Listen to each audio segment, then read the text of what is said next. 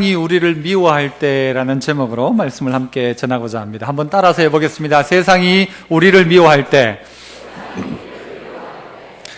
여러분은 미움을 받고 있습니까? 아니면은 미움을 받고 있지 않습니까? 오늘 성경은 우리에게 이야기하기를 형제들아 세상이 너희를 미워하여도 라고 이야기하고 있지 않습니까? 세상이 우리를 미워하여도, 우리가 세상 가운데 미움을 당하고 있다 생각하는 분에게도 오늘 해결책이 오늘 성경 안에 있고, 우리가 세상에 미움을 당하지 않고 있다면 그 이유도 오늘 성경 안에 나타나고 있습니다. 우리가 미움을 당하고 있다, 내가 이유 없이, 다른 이유 아무것도 없는데 내가 예수 믿는다는 그 이유 때문에 혹시라도 어려운 일을 당하고 있지 않습니까? 직장에서나 가정에서나 예수 믿는다는 이유 때문에 고통을 당하고 있는 분이 있다면 오늘 이 말씀 속에 다시 한번 가르침을 기억해 보아야 할 것입니다. 그 첫 번째는요, 오늘 13절 말씀이 이야기하는 것이죠. 한번 따라해 봅시다. 이상히 여기지 마라.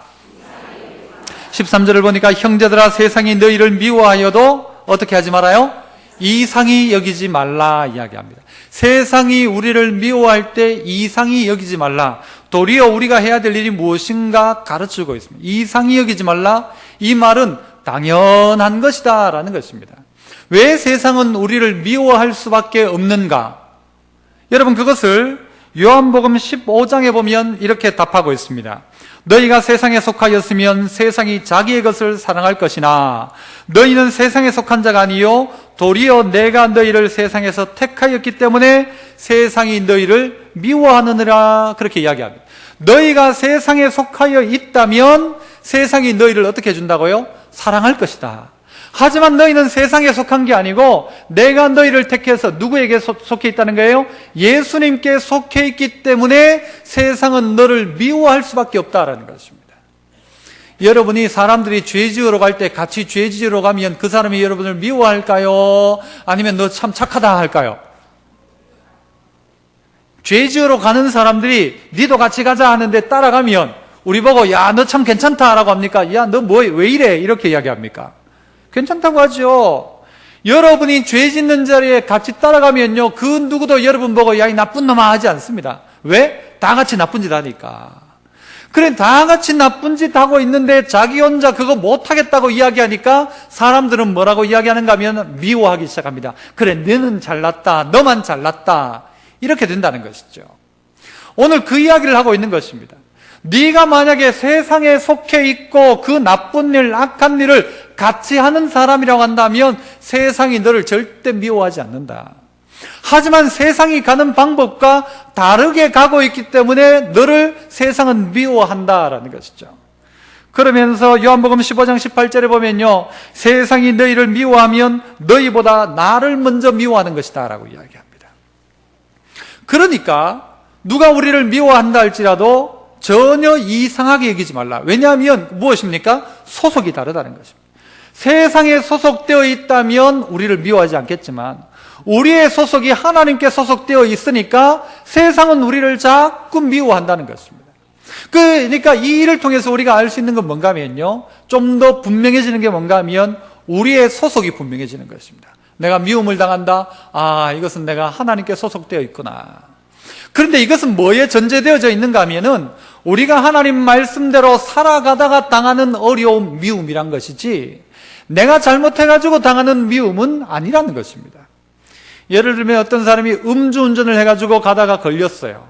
걸렸는데 왜 세상은 나를 미워하냐고, 남들은 안 걸리는데 왜 내만 걸리냐고 이야기하면 그것은 여러분 세상이 우리를 향한 미움 그겁니까? 아니죠. 이건 자기가 잘못해가지고 자기가 걸린 것 아닙니까? 그런데도 불구하고 특별히 예수 믿는 사람들 중에 이런 사람들이 있습니다. 내가 무슨 일 당하면 무조건 이건 내가 고난당하는 거라고 생각합니다. 자기가 잘못해서 당하는 일이라고 생각지 않고 자기는 고난당하고 있다는 것이죠. 오늘 성경이 가르치는 바가 뭐냐? 너희는 이상하게 여기지 말라. 미움을 받으면 당연한 것이다 하는 것은 뭡니까? 이것은 예수 잘 믿음으로 다른 이유 없이 예수 잘 믿는 것 때문에 고난당하면 그것 때문에 염려하지 말고 이상하게 여기지 말고 당연하게 여기라. 하지만 너희가 누군가에게 미움을 당할 때 이상히 여기지 말라는 다른 의미는 뭔가 하면 도리어 네 자신을 돌아보라 하는 이야기가 그 안에 있습니다. 너 자신을 돌아봐라. 그가 너를 미워하는 이유가 뭘까를 한번 생각해 보라는 것이죠. 예수 믿으면서도 세상 가운데 나가서 수많은 사람에게 잘못을 하는 사람들이 있더라는 것입니다. 그래 놓고도 뭐라고 하는가 하면은 이것은 내가 고난당하는 것이다. 천만의 말씀이죠. 그러면 안 되죠. 여러분, 성경에 보면 속건제라는 제사가 있습니다. 이것은 하나님 앞에 잘못하거나 또 사람 앞에 잘못해서 손해를 끼쳤을 때 드리는 제사 예배입니다. 성물을 어떠다가 잘못해서 훔쳤거나 하면 성물에 대해서도 갚을 때 얼마를 갚아야 되는가 하면 예를 들어 100만 원어치를 손해를 보였다면 거기에다가 5분의 1을 더해서 갚아야 합니다. 5분의 1을. 그러니까 예를 들어서 돈 100만 원을 누구에게 손해를 끼쳤다면 그 사람에게 얼마를 갚으라는 겁니까? 이거 계산 빠르시네요. 120만 원을 갚으라는 겁니다. 100만 원을 손해를 보였다고 100만 원 갚는 게 아니고 그에게 120만 원을 갚아라는 것입니다. 왜냐하면 그 사람에게 손해를 끼쳤기 때문에. 레위기에 보면, 레위기 6장에 보면요, 길 가다가 아무것도 없는, 주인 없는 돈을 주었다고 합시다. 돈을 주었는데 나중에 주인이 나타났어요. 그러면 어떻게 될까요? 모른 척 입 닫으면 됩니까? 안 되죠. 그에게 지갑을 돌려주는데 지갑에 100만 원이 있었으면 얼마를 돌려줘야 돼요? 120만 원을 줘야 됩니다. 왜 그래야 돼요? 성경은 그렇게 가르칩니다. 누군가에게 잘못을 해가지고 그 사람에게 손해를 끼쳤다면 그에게 120만 원을 갚으라는 것입니다. 그런데 이런 사람들이 있었습니다. 분명히 사람에게 잘못했는데 하나님 앞에 나와가지고 하나님 잘못했습니다. 용서해 주세요 하고 끝내버리는 것입니다. 여러분, 이러면 죄가 용서를 받습니까? 받지 못합니까? 잘 대답하셔야 됩니다. 내가 누군가에게 손해를 끼쳤는데 하나님 앞에 와가지고 하나님 제가 잘못했으면 다시는 이런 죄를 짓지 않겠습니다. 하나님께 회개를 했어요. 그러면 그 죄가 없어집니까? 그대로 있습니까? 어려운 문제인데 억수로 잘 하시네요. 분위기상 그렇죠, 그죠? 그대로 있습니다. 이것은 하나님과 해결할 문제 이전에 그 사람과 해결할 문제라는 것입니다. 그래서 성경에 너희가 하나님 앞에 예물을 드리러 왔다가 예배 드리러 왔다가 친구에게 잘못한 것이 생각나거든 어떻게 하라고 합니까? 그 재물을 그 자리에 그대로 두고 가서 친구와 화목하고 난 다음에 다시 와서 제사를 드리라, 예배하라는 것이죠. 그 사람과 해결하지 아니하거나 하나님하고 해결했다고 끝낸다면 이것은 온전한 끝냄이 아니다라는 것입니다. 그런데 우리는 이 사람한테 잘못해놓고 하나님한테 잘못했습니다 하고 끝내더라는 것이죠. 그것 때문에 그리스도인들이, 예수 믿는 사람이 미움을 당하는 줄 모르는 것입니다. 잘못은 해놓고도 나는 회개했다라고 끝내버립니다. 그 죄의 문제를. 그게 어떻게 끝낸 것입니까? 끝낸 게 아니죠. 밀양이라는 영화가 있었습니다. 그 영화를 보면은 한 여자가 자기 애를 데리고 이 밀양으로 내려옵니다. 내려와가지고 거기에서 피아노집을 하고 있다가요, 이 아이가, 남자아이가 유배를 당합니다. 결국은 그 아이가 죽어요. 그래서 엄마가 너무 상처가 되고 너무 마음이 아파가지고 그때부터 누군가의 전도를 받아가지고 교회를 다니기 시작합니다. 교회를 다니는데 이 교회를 다니다 보니까 믿음이 들어오는 거예요, 나름대로. 그래서는요, 어떤 마음이 드는가 하면 내가 내 아들 죽인 그 참 살인자를 용서해야 되겠다라는 마음이 생기는 것입니다.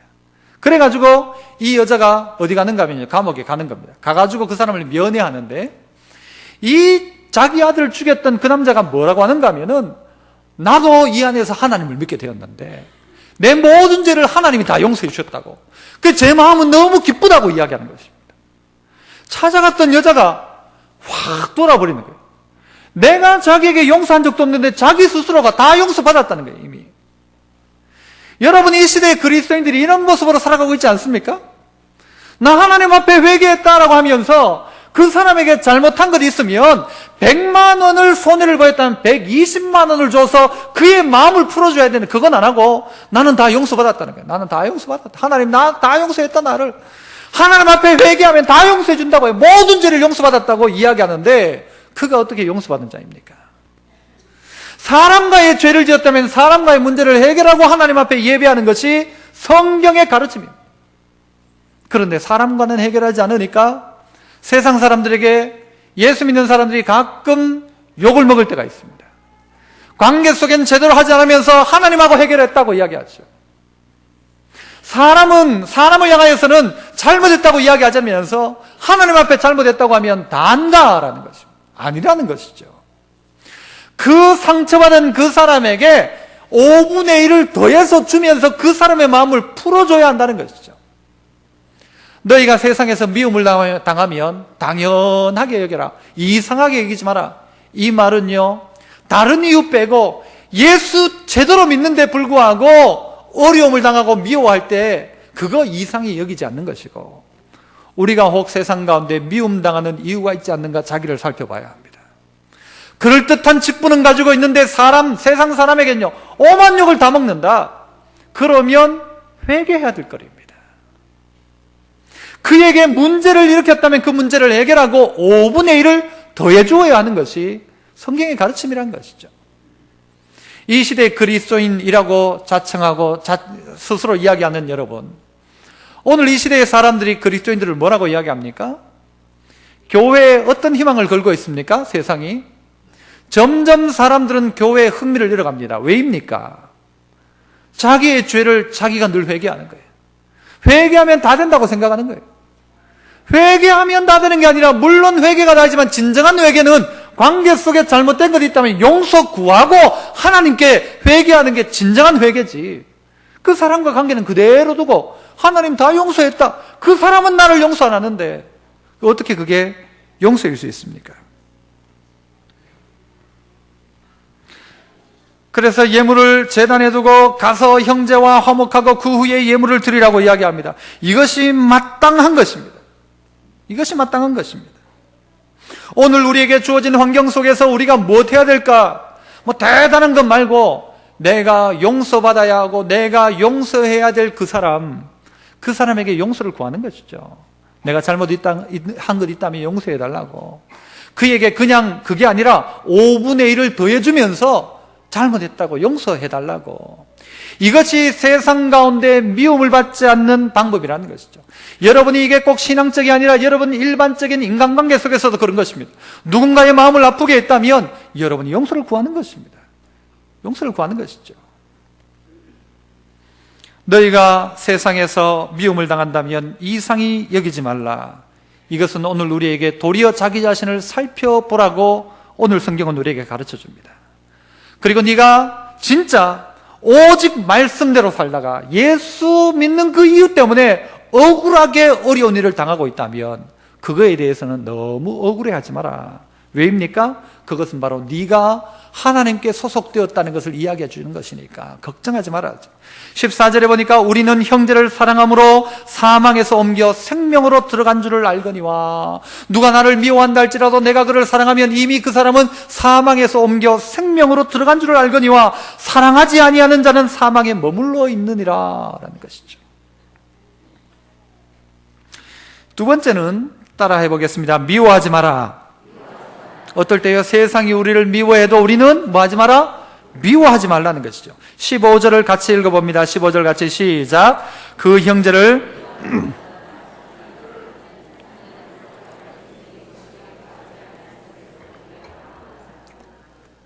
자, 그 형제를 미워하는 자마다 뭐 하는 자라고요?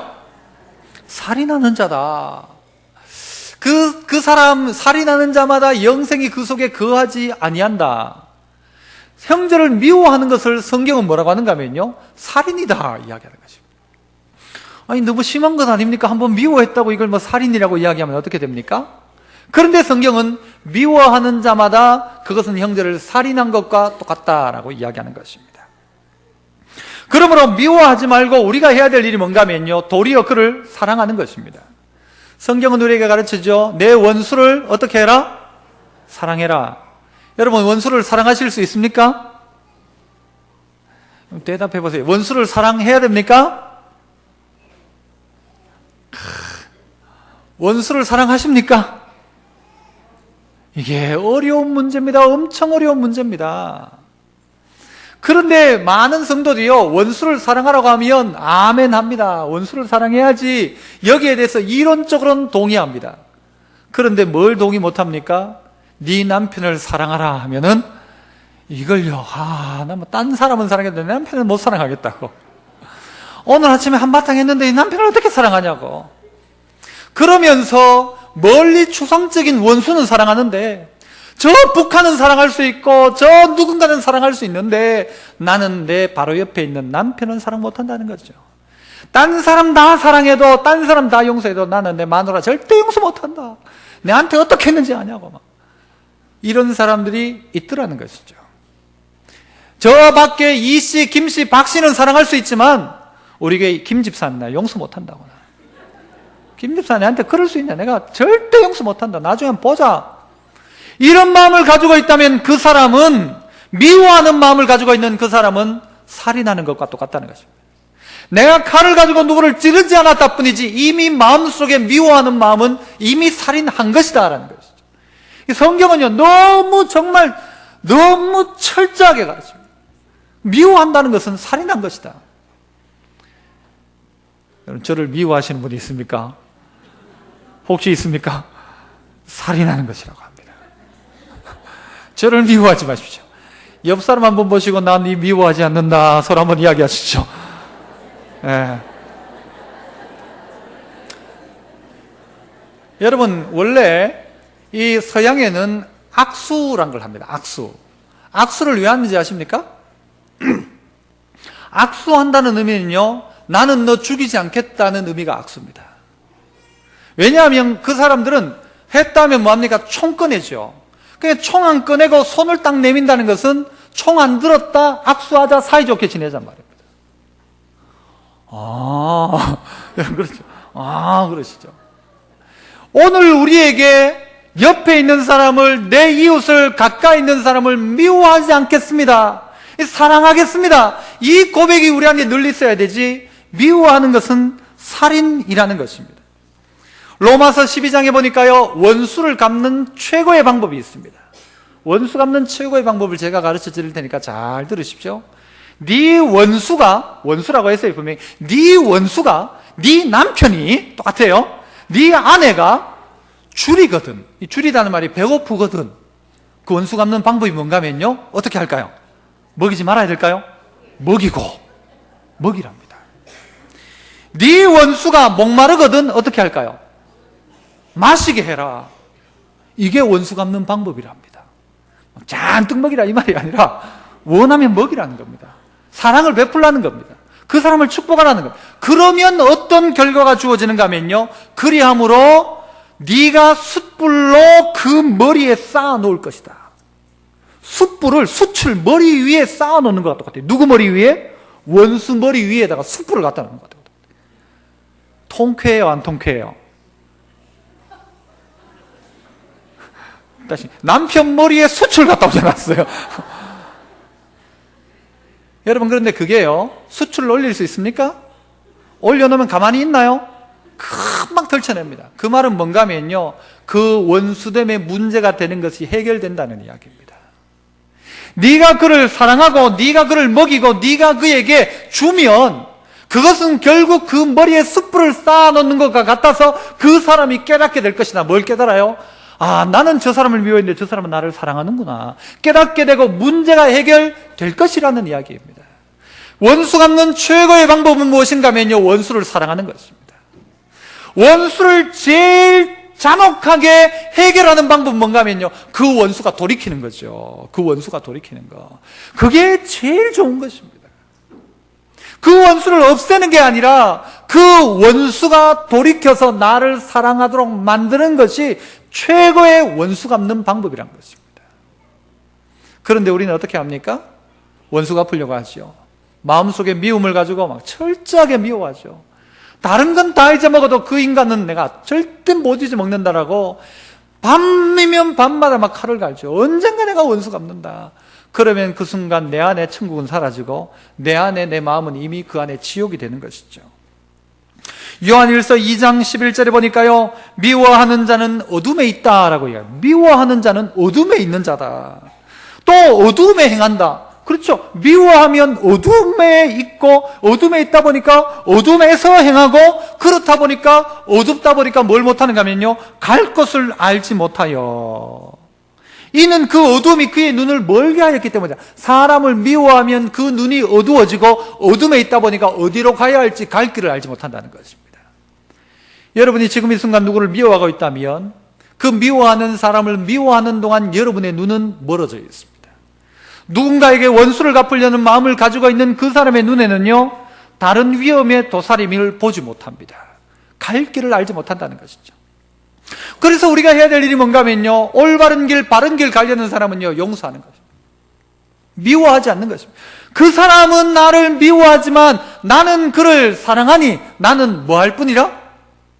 기도할 뿐이라. 그게 성도가 할 일이야.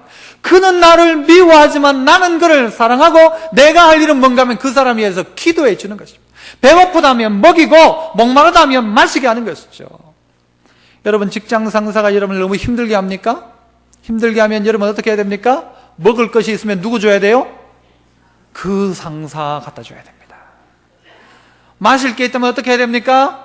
예전에 영화를 보니까요, 어떻게 하는가, 자기 기분 나쁜 사람이 있으면 커피 타오러 가니까 크게 패 해가지고는, 그래가지고 상사한테 커피를 갖다 주는 거예요.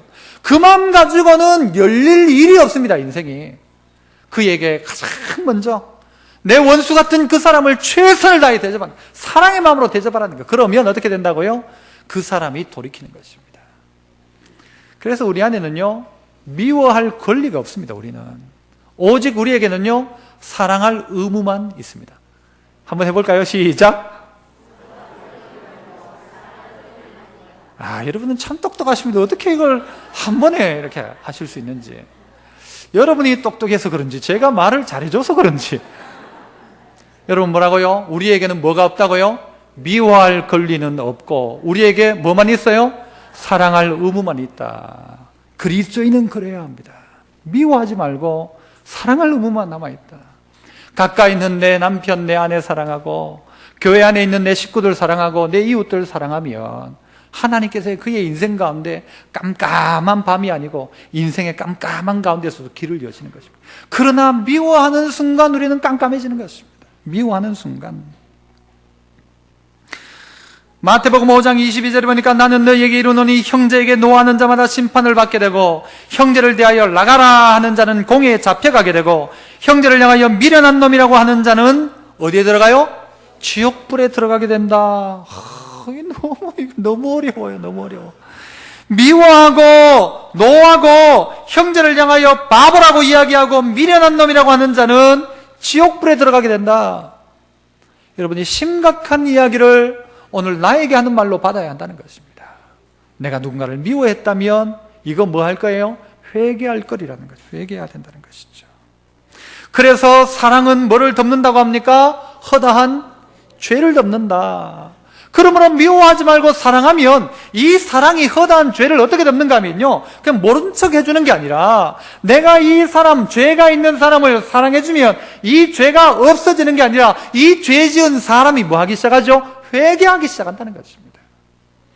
예수님께서 베드로를 향하여, 죄 지은 베드로를 향하여 이 나쁜 놈이라고 하지 않고 네가 나를 사랑하느냐라고 하죠. 그 말은 나는 너 사랑한다라는 말이죠, 예수님께서. 그러니까 베드로가 어떻게 합니까? 바뀌지 않습니까? 사람이 바뀌는 것입니다. 미워해가지고 그 사람은 안 바뀝니다. 야단쳐서 사람이 안 바뀌고요, 결국 사람은 언제 바뀌는가? 사랑해주면 바뀝니다. 사랑해주면요, 생명 걸고 목숨 바쳐 언진합니다. 사랑하지 않으면 안 된다는 것이죠. 마지막으로 한번 따라합시다. 마음을 닫지 마라. 17절 말씀을 같이 한번 읽어봅니다. 17절 같이 시작.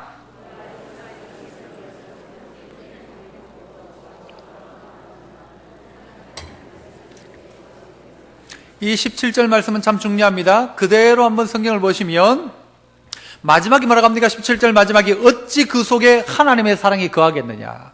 하나님의 사랑이 어찌 거기 거하겠느냐. 어떻게 하면? 너희가 뭘 닫으면? 마음을 닫으면 하나님의 사랑이 어찌 그 속에 거할 수 있느냐. 거할 수 없다라는 거죠. 마음을 닫는다는 말은 무엇입니까? 마음을 닫는다. 닫힌 걸 닫습니까? 연 걸 닫습니까? 연 걸 닫죠. 우리의 마음속에 여러분 궁핍한 자를 도와줄 마음이 있었어요? 없었어요? 처음부터? 있었다는 거죠. 그 마음을 누가 주셨어요? 하나님이 주셨다는 거예요. 불쌍한 사람을 보면 도와줄 마음이 하나님이 우리에게 그 마음을 주셨는데 그 마음을 어떻게 해요? 닫아버리면 어찌 그 사람 속에 하나님의 사랑이 거한다 할 수 있겠느냐라는 것입니다. 어떤 불쌍한 사람을 보면서 마음이 열렸어요. 도와주고 싶은 마음이. 그런데 주머니를 딱 하니까 하필 뭐가 없어요? 동전이 없어요. 딱 보니까 쭉 보니까 1,000원짜리도 없어요. 뭐가 있어요? 좀 세게 갑자기 5만 원짜리밖에 없어. 어떻게 해야 돼요? 마음을 닫으면 어찌 하나님의 사랑이 그 속에 있느냐라는 것이죠. 하나님이 마음을 주셨을 때는요, 그 사람에게 꼭 필요한 것입니다. 꼭 필요한 것. 가끔 어떤 사람을 도울 일이 있지 않습니까? 그런데 이 특별할 때요, 그분에게 응답이 옵니다. 뭐라고 하는가 하면, 목사님, 내가 그때 꼭 그게 필요했는데 어떻게 알고 그렇게 하셨냐고. 어떻게 알고. 어떻게 할까요, 제가 뭐 보통 사람입니까? 그거 모르겠습니까? 그죠? 그게 아니죠. 누가 어떤 마음을 줘요? 하나님이 마음을 주시는 것입니다. 그 감동을 주실 때 그 마음을 닫지 말고 어떻게 해요? 열어야 한다는 거예요. 닫으면 어찌 하나님의 사랑이 그 속에 거하게. 그게 어찌 목사냐? 그런 거 아닙니까? 하나님의 사랑이 어찌 그 속에 있겠느냐? 마음을 닫지 말라는 것이죠. 어떤 마음을 닫지 말라고 합니까? 형제의 궁핍함을 보고도 도와줄 마음, 그 마음 닫지 말라는 것입니다. 그 마음 닫지 마라. 예수 믿는 사람이라고 한다면 형제가 궁핍하여 어려움 가운데 있다면 그 도와줄 마음을 하나님 주셨을 때 닫아놓지 마라. 그 형제가 어떤 형제일까요? 1번 내 친척, 2번 같은 교인, 3번 나를 미워하던 그 형제. 나를 미워하는 그 사람이라 할지라도 그 사람이 어려움 당하고 있을 때에 어떻게 해야 돼요? 내가 마음을 열고 도우면 하나님의 사랑이 내 안에, 하나님의 사랑이 그에게도 갈 수 있다는 것입니다. 그런데 그 마음을 닫아 놓으면 그냥 그리고 끝입니다.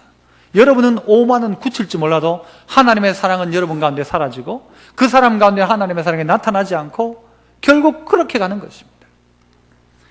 여러분 계속해서 17절을 보세요. 17절 앞은 뭐라고 이야기합니까? 누가 뭘 가지고? 그냥 재물입니까? 어떤 재물요? 이 세상 재물을 가지고 라고. 이 세상 재물. 이 세상 재물이란 말은 또 따지고 보면 또 뭐가 있다는 겁니까? 이 세상 재물이 있고 또 이 세상 재물 말고 다른 재물이 또 있다는 거예요. 무슨 재물이 있습니까? 하늘의 보화, 하늘의 재물, 천국의 재물이 있다고 하죠. 하늘의 재물이 있다는 거죠. 너희 보화를 하늘에 쌓아두라는 거, 하늘의 것이 있습니다. 그러나 이 세상의 재물은 어디서만 쓸 수 있나요? 이 세상에서만 쓸 수 있습니다. 이 재물을 하늘에 가지고 갈 수 있나요? 없나요? 절대 가지고 가지 못합니다. 물질을 가지고 천국 갈 수가 없습니다. 갈 수가 없습니다. 어떤 사람이 하나님한테 특별히 이야기를 해가지고 자기가 모아놨던 금을요, 한 배낭을 가지고 갔대요. 이건 그냥 지어낸 이야기죠. 하나님한테 막 제발 좀 가지고 가게 해달라고 배낭 가득 해가지고 금을 가지고 천국에 갔어요. 가보니까요, 뭐예요? 길바닥에 전부 깔린 게 금이에요. 근데 이거 왜 가지고 왔노? 가지고 갈 이유도 없고 쓸 수 없어요. 이 세상 재물, 이 세상 재물은 어디서 써야 되는가 하면 이 세상에서 쓰는 것입니다. 어디에 쓰는 것일까요? 내 배부르기 위해서 이 재물을 쓰는 게 아니고 누구를 위해서? 궁핍한 형제를 보고 도와줄 마음이 생겼을 때 열어놓고 도와줘라. 그리스도인들이 이것 좀 해라 하는 거죠. 예수 믿는 사람들이. 이거 해야 그리스도인이고, 이런 마음이 생겼을 때 닫아놓으면 안 된다. 그러면 하나님의 사랑이 내 안에 있지 않다. 도울 마음을 가져야 한다는 것이죠. 도우라는 것이죠. 우리 그리스도인들이 이 일을 감당해야 이 땅이 행복해진 세상으로 바뀌지 않겠습니까? 그렇죠. 불의한 청지기가 있었습니다. 이 청지기는 주인이 타고기가 있을 그때에 허랑방탕하고 마음껏 놀았습니다. 그러나 주인이 온다는 소리를 듣고 이 불의한 청지기가 뭐 하기 시작합니까? 깎아줍니다. 막 깎아줍니다. 뭐 10석 빌린 사람한테 5석이라도 깎아주고요. 다 깎아줍니다. 주인이 와가지고는요, 이 불의한 청지기 보고 네가 불의하다라고 했지만, 그러나 네가 정말 지혜로운 것 하나가 있다, 잘한 거 하나가 있다. 뭘 잘했다고 이야기하죠? 네가 뭘 준비한 거죠? 미래를 준비했다는 것입니다. 내일을 준비했다는 것이죠. 이 물질 가지고 나눠주고 깎아주면서 네가 쫓겨날 그때를 준비했다라는 것이죠. 내일을 준비했기 때문에 그 종은 그래도 지혜롭다고 이야기했습니다. 누가복음 16장 9절에 내가 너희에게 말하노니 불의의 재물로 뭐 어떻게 해요? 친구를 사겨라. 불의한 재물, 없어질 재물, 이 세상의 재물 가지고 해야 될 제일 좋은 일이 뭔가 하면요, 친구를 사귀라는 것입니다. 친구를 사귀라는 것이 무엇입니까? 그냥 이 친구한테 돈 많이 쓰라는 게 아니죠. 그 친구에게 이 물질이 흘러가면 내가 물질이 사라지는 그날 이 친구 때문에 내가 먹는 날이 오게 될 거란 것이죠. 그것처럼 준비했다는 것이죠. 불의의 재물로 친구를 사귀나 그리하면 그 재물이 없어질 때에 그들이 너희를 영주할 처소로 영접할 것이다. 영원한 처소를 무엇으로 준비하느냐? 없어질 재물, 이 세상 재물 가지고 궁핍한 자에게 나누면 언젠가 그것으로 말미암아 내가 얻어먹게 되고, 내가 누군가에게 준 것은 어디에 쌓이게 되는가 하면 하늘에 쌓이게 되는 것입니다. 하늘에 쌓을 수 있는 방법은 다른 게 아니라 나누고 베푸는 것입니다. 여러분, 최근에 기독교가 많은 욕을 먹는 것 같은데 저는 그 이유를 사실 모르겠어요. 왜 그런 말을 들어야 되는지. 마치 세상 사람들은요, 기독교가 없어져야 될 종교인 것처럼 말하는 일부 기독교인들도 있는 것을 보게 됩니다. 왜 그럴까? 그 이유는 아까 이야기했지만 세상에 속하여 있기 때문에 이 하나님께 속하여 있는 이것을요, 계속 미워한다는 것입니다. 그럴 수밖에 없어요. 이 그리스도인들이 이 땅의 마지막 보루이기 때문에. 여러분, 누가 벌어가지고 남주라고 이야기합니까? 누가 형제를 사랑하라고, 원수를 사랑하라고 이야기합니까? 이 가치를 가지고 있는 이 가치가 무너지면 완전한 세상의 가치, 이 사탄의 가치로 이 땅은 덮여버릴 것이기 때문에. 하지만 저는 여러분에게요, 몇 가지 도표를 보여주고자 합니다. 첫 번째 도표를 한번 보여주시죠. 이 도표는 뭔가 하면요, 한국 주요 종교의 국내외 구휼 활동, 그러니까 얼마나 많이 도왔는가 종교별로를 이야기하는 것입니다. 여러분 보시기에 파란 색깔이 뭔가요? 개신교입니다. 그 다음에 주황색이죠? 아니죠. 뭐라고 하나요? 초록, 저런 색, 그게 천주교. 무슨 색깔이라고 그러죠, 저걸? 연두색. 그 다음에 노란색이 불교입니다. 대북 인도적 지원 51.1% 기독교, 천주교 1.7%, 불교 1.2%, 기타 46%, 수재 의연금 68.6% 기독교, 천주교 0.5%, 불교 15.8%, 대구 지하철 화재 의연금 69.7% 기독교, 7.1% 천주교, 12.7% 불교, 해외 인도적 지원 64.9% 개신교. 여러분, 이거 하셔야 돼요. 기독교가 감당하고 있는 세상의 역할이 분명히 있다는 것이고, 그 역할을 교회들이 감당하고 있다는 것입니다. 만약 저 자리에서 기독교의 역할이 빠진다면 어떻게 될까? 우리는 더더욱 저런 일들을 감당해야 하는 것입니다. 저 일들을 감당해야 되죠. 실제 종교 인구로 따지자면요, 불교가 우리보다 훨씬 많죠. 몇백만이라고 하고요. 기독교는 실제적으로 한 800 몇십만이라고 합니다. 인구비로 따지는 게 아니고 저건 그냥 종교로 따진 거니까 실제 종교인 10명당 이런 식으로 따지보면요, 훨씬 더 차이가 날 것입니다. 또 다른 도표 하나를 더 볼까요? 돈으로가 아니라 이제는 헌혈한 사람을 한번 조사를 해봤습니다. 헌혈한 사람 종교 분포로 보니까 83.4%가 개신교인이 헌혈을 했습니다. 여기에 헌혈 안 하신 분들은요, 회개하셔야 됩니다. 회개하는 마음으로, 난 아닌데 어떡할까? 나 좀 해가지고 좀 높여야지. 이런 마음 가져야 돼요. 피를 나누는 것입니다. 죽어가고 있는 사람을 향하여 피를 나누는 것, 누가 아느냐, 이거? 83.4%가 개신교인이라는 것이죠. 골수, 장기 기증. 이 무엇입니까? 이 골수를 기증하고 장기를 기증하고 이 각막을 기증하고 이런 거 하는 것입니다. 매매가 아니고. 장기 기증자 27.6%가 개신교입니다. 종교를 가지고 없는 사람과 다 통틀어도 27.6%가 개신교인들입니다. 탈북자 보호 누가 합니까? 누가 북한에서 탈북한 사람을 보호하나요? 그 사람을 한국 데리고 와가지고 여러분 해결하든가요? 여러분 북한에서 지금 중국에서 사역하고 있는 목회자들이 다 합니다. 그 사람들 누가 돌봐요? 누가 관심 있어요? 내 배부른 것만 관심 있지. 하지만 교회가 할 일이 뭔가? 일 감당하고 있더라는 것입니다. 저 어느 나라가 굶어 죽어가고 있다. 누가 갑니까?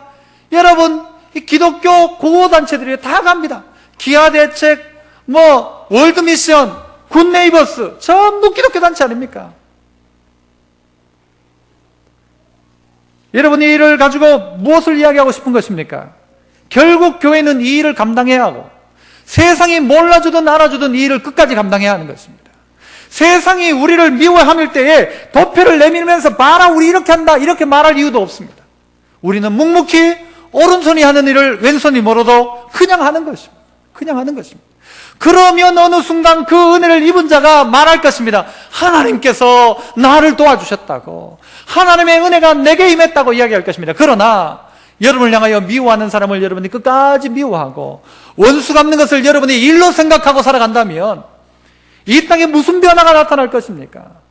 예수 믿는 사람이 하나님의 은혜를 이야기하면서 자기 배만 불린다면 이 땅에 무슨 소망이 있겠습니까? 이 땅 가운데 있는 미혼모, 결손가정, 고아들, 장애, 이분들을 향한 관심을 누가 가지고 있습니까?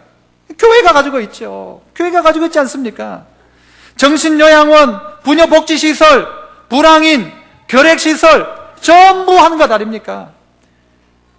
교도소도 교회가 하죠. 요즘은 장애인 수용소, 이 모든 부분 속에 이 교회가 이 일들을 감당하고 있더라는 것입니다. 그런데 막상 여러분은 어떠합니까? 여러분은 그 마음을 꾹꾹 눌러놓고 있지 않습니까? 마음을 다 닫아놓고 나는 안 한다, 나는 못한다. 하나님이 마음에 감동을 주시는데도 불구하고 이거 막 못 꺼내는 거예요. 이걸 못 꺼내요. 500원짜리 없고 1000원짜리 있으니까 1000원짜리를 못 꺼내는 거예요. 못 나누는 거죠. 여러분 스스로 한번 생각해 보세요. 나는 이 기독교인 가운데 나는 퍼센트를 깔아먹고 있는가? 나는 높이고 있는가? 나는 저 안에 포함되어져 있는가? 살펴보라는 것입니다. 마지막 시대에 기독교가 해야 될 일이 뭔가? 우리가 이렇다! 이거 이야기할 이유가 없다는 것입니다. 그리스도의 사랑은 뭘로 하는 것입니까? 오늘 성경 우리가 읽었던 마지막 18절 보시면 자녀들아 우리가 말과 혀로만 사랑하지 말고 행함과 진실함으로 하자. 행함과 진실함. 말로 하지 말고 행함으로 사랑해라. 말로 하지 말고 진실함으로 사랑해라. 그러면 어떻게 해요? 원수도 돌이키고 나를 미워했던 그 사람도 바뀔 것이고 이 세상도 바뀔 것이고 이 땅 가운데 하나님 나라가 이루어질 것이다 이야기하고 있는 것입니다. 가끔 저에게 성도들 중에 몇 명이 찾아와서 저에게 봉투 하나를 내밀면서 목사님 이거 우리 교회 혹시 불쌍한 사람이 있으면 또 어려운 선교사님이 있으면 써주세요 하고 봉투를 가지고 오는 분이 있어요. 몇 분이 있어요. 최근에도 한 분이 있었어요. 이분들이 알고 보면요 대단한 분들이 아니에요. 이분들이 무슨 부자라면 그거 가져오면 아이고 가져올 수 있다 싶은데 그런 분들이 아니에요. 없는 가운데서요 아끼고 제가 봤을 때 그분이 더 궁핍해요. 그런데도 불구하고 그거 이렇게 돈 모아가지고는 또 적금해가지고는 목사님 이거 꼭 필요한 데 써주세요. 눈물 날 일이죠. 그리스도인들이 뭐 하는 사람인가? 이거 하는 사람이죠. 예수 믿는 사람이 이거 하는 사람이죠. 돈 많이 벌어서 제가 자주 이야기합니다. 돈 많이 벌어서 뭐요? 저 푸른 초원 위에 그림 같은 집 짓지 마십시오. 그 지어봤자입니다. 그거 하지 말고 뭐예요? 이거 가지고 어떻게 주변에 있는 사람을 도울 수 있을까? 어떻게 하나님이 내 마음에 감동을 주실 때 그 감동을 닫아놓지 않고 마음을 닫아놓지 않고 풀어서 나눌 수 있을까? 그러니까 그거 위해서 하나님 나 돈 좀 더 벌어야 되겠어. 이 마음 가지십시오. 하나님 이거 얼마나 나누고 싶은 마음은 있는데 내가 나눌 수 있는 게 없네요. 하나님 저에게 좀 더 잘 벌 수 있도록 지혜도 주시고 은혜도 주시고 사업의 문들이 활짝 열리게 해주십시오. 왜요? 내가 이것 가지고 더 나눌 수 있도록, 그래서 하나님의 영광 더 드러낼 수 있도록, 이런 마음을 가져야지. 하나님 돈 많이 벌어가지고 멋진 집 지어가지고 막 아버지 1층, 형님 2층, 나는 3층, 4층은 세 주고, 물론 그것도 좋죠. 그것도 해야 되죠. 하지만 여러분의 삶 가운데 그것만 목적이 된다면 안 되죠. 오늘 이 시대의 세상이 우리를 미워하는 이유가 무엇일까? 정말 예수 잘 믿는 이유 때문에 어쩔 수 없이 미워한다면 그건 당연하게 생각하고 이상하게 여기지 말고, 혹시 내가 미움받는 이유가 다른 거 있지 않는가 돌아보시면서 정말 이 시대에 아름다운 빛과 소금의 역할을 감당하는 우리 믿음의 성도가 다 되시기를 축복합니다. 이 시간 우리 함께 한번 기도하죠. 오늘은 하나님, 내가 이런 사람 되게 없어서, 미워할 때 내 죄 때문에 누가 나를 미워하는 게 아니라 정말 예수 그리스도 때문에 미움받는 사람, 그리고 주변을 사랑하고 미워하지 않고 사랑하고 베풀고 나누는 인생 되게 하옵소서. 우리 함께 한번 통성으로 같이 한번 기도하시겠습니다.